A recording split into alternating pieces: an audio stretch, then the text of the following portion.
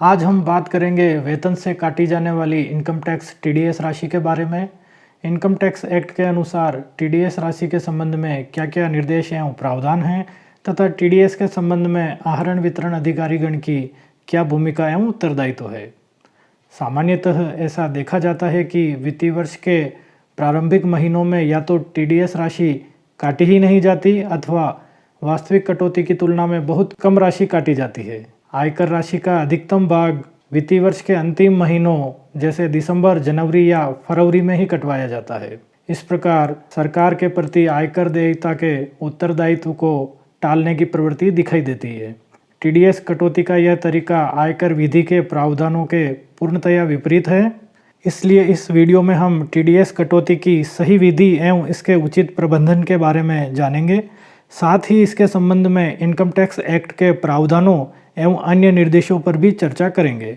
डीडीओज के लिए यह सभी जानकारी महत्वपूर्ण होने वाली है क्योंकि एक्ट में टीडीएस के संबंध में संपूर्ण उत्तरदायित्व आहरण वितरण अधिकारी का ही निर्धारित किया गया है। प्रति माह वेतन से काटी जाने वाली टीडीएस राशि का क्या आधार होना चाहिए, टीडीएस राशि का निर्धारण किस प्रकार किया जाए।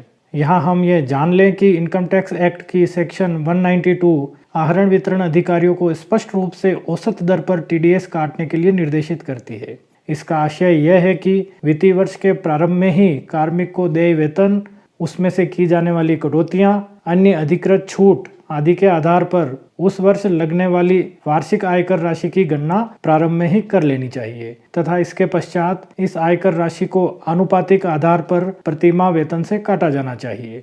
चलिए इसको उदाहरण से समझते हैं।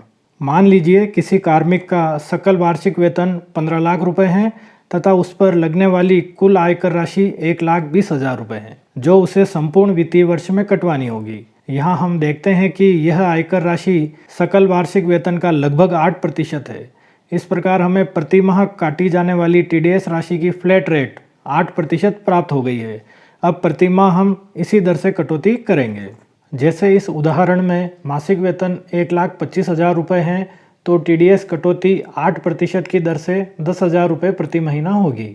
आगे भी हम नियमित रूप से कार्मिक को भुगतान की जाने वाली राशि में से इसी दर से टीडीएस कटौती करते रहेंगे। इसको और भी आसान करके देखते हैं। चूँकि आयकर राशि 1,20,000 रुपये संपूर्ण वित्तीय वर्ष में 12 महीनों में काटी जानी है, अतः हम 1,20,000 रुपये को 12 से विभाजित करेंगे। इस प्रकार प्रति माह कटौती राशि 10,000 रुपये प्राप्त हो जाएगी।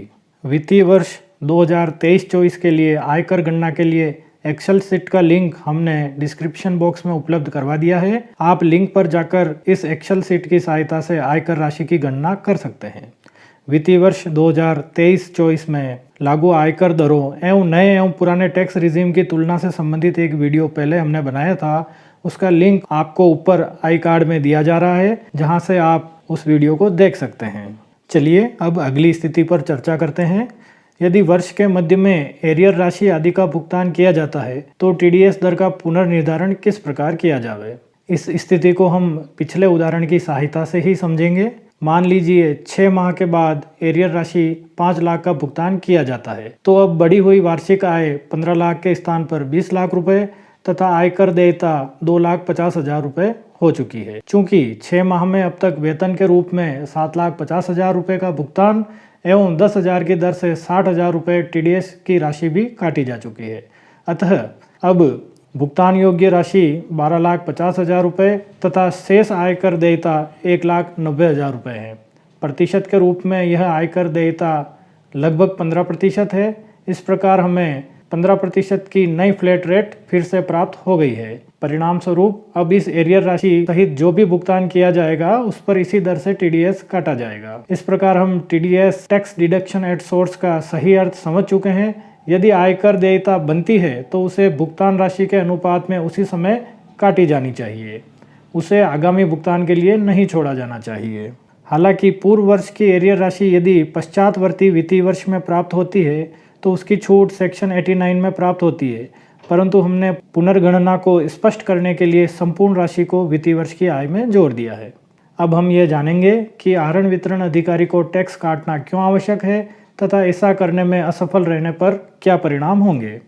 आयकर अधिनियम की धारा 192 टीडीएस काटने के लिए आहरण वितरण अधिकारी का उत्तरदायित्व पूर्ण रूप से निर्धारित करती है। साथ ही यदि वह टीडीएस कटौती नहीं करता है अथवा कम कटौती करता है तो धारा 201 के अंतर्गत ऐसी राशि पर उसे ब्याज का भुगतान करना होगा। इसके अतिरिक्त भी अन्य धाराओं में कुछ प्रावधान वर्णित है जो टीडीएस से संबंधित प्रावधानों का उल्लंघन करने पर लागू होते हैं। इसके साथ ही काटी गई टीडीएस राशि के संबंध में प्रत्येक त्रैमास की समाप्ति पर त्रैमासिक विवरणी सबमिट करना आवश्यक होता है, जिसे हम 24Q और 26Q के नाम से जानते हैं। इस प्रकार हमने सैलरी टीडीएस पर संक्षिप्त में जानकारी प्राप्त की। इसकी सहायता से आप टीडीएस कटौती का सही क्रियान्वयन कर पाएंगे। यदि आप ऐसे ही किसी अन्य विषय पर वीडियो के माध्यम से जानकारी चाहते हैं तो कमेंट करके अवश्य बताएं।